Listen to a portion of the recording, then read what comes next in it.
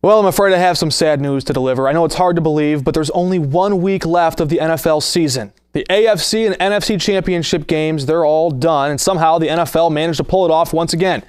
It was 120 plus minutes of football, and really, there was only about 5 minutes of close action during those games. Yet still, even with just those 5 minutes of competition and entertainment, the football world still whipped into a frenzy. Plenty of debate and controversy, plenty enough to last all the way until the Super Bowl in Glendale, Arizona, 2 weeks from now. Now in Seattle, the underdog Green Bay Packers came into that game and took an early lead. They had a few field goals, a touchdown.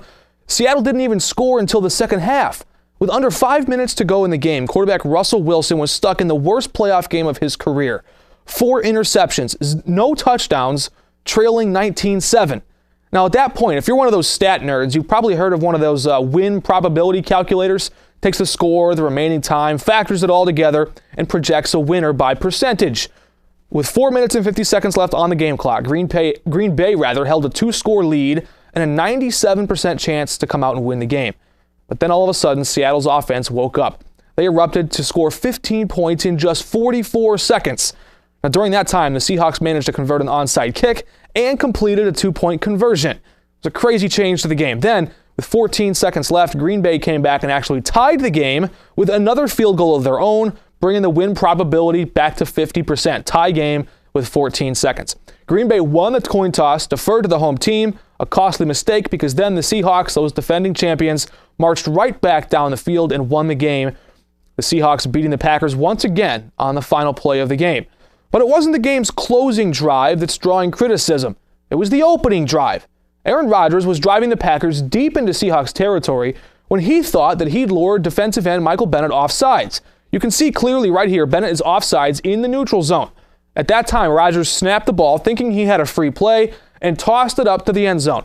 Now, had the referees called offsides, it would have been a free first down and the ball inside the red zone there. But they didn't, and Richard Sherman intercepted that pass. Now, even if the play falls incomplete, Green Bay probably connects on that field goal. They're only 29 yards out, and those extra 3 points would change the dynamic of the whole game. That's 3 weeks in a row now that a referee's blown call determined the outcome of an NFC playoff game. Those guys in black and white sure do find their way into a lot of gray area. And in every case, the team that won that game, that benefited from the referee's call, went on to lose the next one. Interesting stat. We'll see if the same holds true in Glendale on February 1st. Meanwhile, over in Foxborough, the other referee crew had their hands full as well. Belichick, the coach there, had something up his sleeve, or was it his pant legs? The guy just doesn't seem to care, okay? It's his party. He can dance if he wants to. Bill Belichick's creative formations threw the Colts defenders for a loop, even confusing the referees at several points throughout the game. But it was after the 45-7 blowout that the NFL started investigating a different plot. If the Patriots had deflated, taken the air out of their own footballs. It was a torrential downpour throughout most of the game there, and it's much easier to grip and throw a deflated football in the rain than it is an inflated one. Think about it, it's slick and it's tight, hard to grip.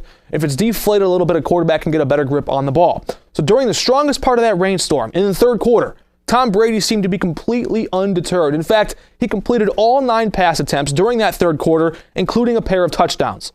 Now, a lot of Colts fans are crying foul, but even without Brady's passing touchdowns, running back LeGarrette Blount still carried that pigskin across the goal line 3 times. The Colts got destroyed on every level of that game and didn't stand a chance, even with all balls being equal. But with all that controversy, the NFL still managed to get it right somehow. The 2 best teams in both conferences meet up in the Super Bowl for 2 years in a row. And this time, all the storylines are falling into place. You have East Coast versus West Coast. You have flashy trash talkers in neon jerseys facing off against blue-collar, tight-lipped players like these. You have the elder statesman, Tom Brady, facing off against the up-and-comer, Russell Wilson. You have a cheating coach versus, well, a cheating coach. But I think we can all agree on this. The number one matchup to look for in this game is the trash talk between Richard Sherman and Brady's wife, Gisele Bündchen.